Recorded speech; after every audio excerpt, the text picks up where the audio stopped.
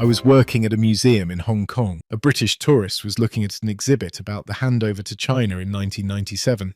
He turned to me and said, "Do people here miss British rule?" I told him, "Opinions vary, but Hong Kong has moved on." He looked surprised and said, "But surely most people preferred it when Britain was in charge. Everything worked better then." I explained that Hong Kong has its own identity now. He said, "Yes, but the British brought rule of law, infrastructure, everything modern. Don't people appreciate that?" His wife said, "We assumed there'd be statues of the Queen and British monuments everywhere. Where are they?" I told her most were removed or relocated. She looked genuinely hurt and said, "That seems disrespectful after everything Britain did." I work at a tourist information centre in Barbados. A British man asked if there were any celebrations planned for the Queen's Platinum Jubilee. I told him Barbados became a republic in 2021 and no longer recognises the British monarch. He looked shocked and said, "What? When did that happen?" I explained the transition. He said, "But you're still in the Commonwealth, right? So the Queen is still important." I told him Barbados respects its history but has moved on. His wife said, "This is political correctness gone mad. The Queen never did anything wrong to Barbados. Why remove her?" Well, they spent an hour trying to convince me that Barbados made a mistake and would regret leaving the monarchy. I was a tour guide in India at a colonial-era building. A British woman asked if Indians were proud of British architecture. I said, "Many Indians have complex feelings about colonial structures." She looked confused and said, "But these buildings are beautiful. Surely Indians are grateful we left them." I explained that colonial rule was exploitative and traumatic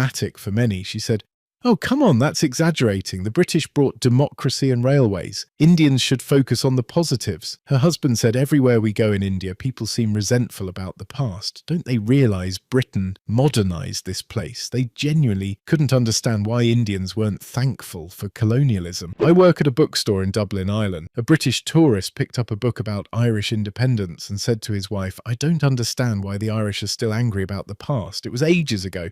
Get over it." I overheard him mention that the effects of colonialism are still felt. He said, "But the Irish speak English now. They're part of Europe. They're doing fine. They should be thanking Britain for the language." His wife said, "Exactly, and we're all friends now. Why keep bringing up old grievances?" I tried to explain the complexity of Irish history. He waved me off and said, "This is why Brexit happened. Everyone blames Britain for everything instead of moving forward." I was working at a heritage site in Kenya. A British couple was looking at exhibits about the Mau Mau rebellion. The man said, "This makes the British look like villains. That's not fair." We were trying to maintain order. I explained that Kenyans see it as a fight for independence. He said, "But Britain brought infrastructure, education, medicine. Why focus on the negative?" His wife said, "This exhibit is one-sided. Where's the section about all the good things Britain did?" I told her the museum presents the Kenyan perspective. She said, "Well, that's biased. Young Kenyans are being taught to hate Britain instead of appreciating what we gave them." They left a review complaining the museum was anti-British propaganda. I work at a hotel in Malaysia. A British guest asked why there weren't more pictures of British colonial leaders in the lobby. He said, "Don't Malaysians want to remember their history?" I told him Malaysia celebrates its independence leaders now.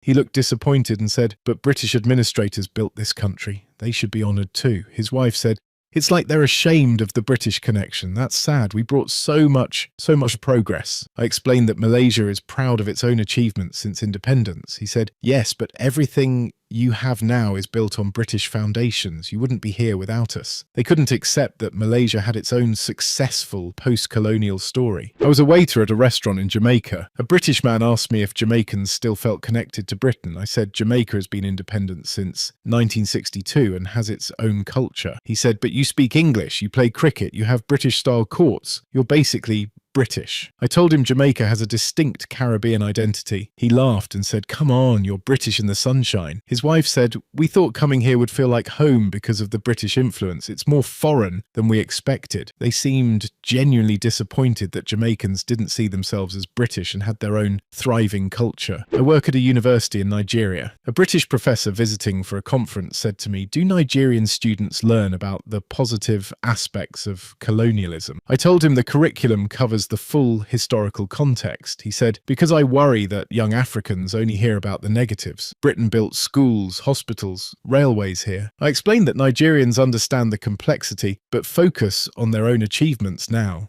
He said, "That's a shame. There's a lot Britain did that deserves recognition."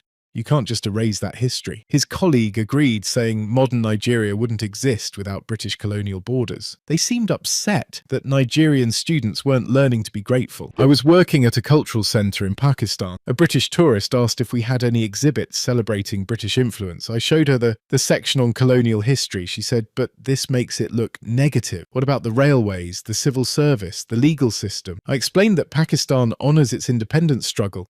She said, "Yes, but you're ignoring all the progress Britain brought. That's rewriting history." Her husband said, "In Britain, we're taught that colonialism had good and bad. Here, it's all bad. That's not balanced." They wanted Pakistan to present a grateful narrative about British rule and couldn't understand why a former colony wouldn't. I work at a souvenir shop in South Africa. A British woman was looking for Union Jack merchandise. I told her we don't stock much of that. She said, "Why not? Britain and South Africa have such strong historical ties." I explained that South Africa focuses on its own flag and identity. She looked sad and said, "That's disappointing. When I was young, everyone in the Commonwealth was proud of the British connection. Now it's like, you want to forget us." Her husband said, "We gave South Africa so much, and now we're treated like any other foreign country. It doesn't seem fair." They left, saying Commonwealth countries had lost respect for Britain. I was a guide at a fort in Sri Lanka. A British tourist asked if Sri Lankans appreciated British colonial architecture. I said it's complicated. People recognise the historical value, but have mixed feelings. He said, "Mixed feelings? These buildings are magnificent. We preserved your heritage." I explained that colonialism involved exploitation. He got defensive and said, "Every country had empires. Why single out Britain?" His wife said, "The Romans conquered Britain and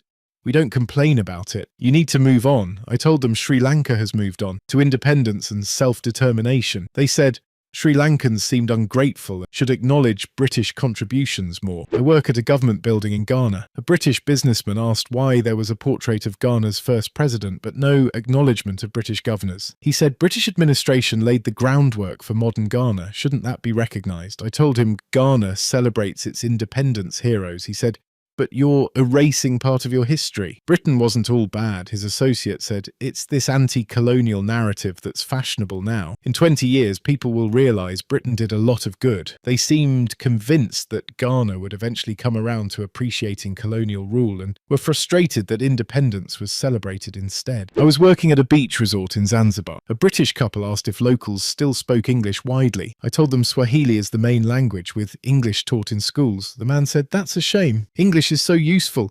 You'd think people would want to keep it as the primary language." His wife said, "When Britain was here, everyone spoke English. It's gone backward." I explained that using Swahili as a source of pride and identity. She said, "Pride doesn't pay the bills. English connects you to the global economy. They should prioritise it over local languages." They genuinely believe former colonies should maintain English as their primary language out of practicality and gratitude. If you've enjoyed watching British tourists discover the empire ended, give it a like and subscribe for more. Cheers.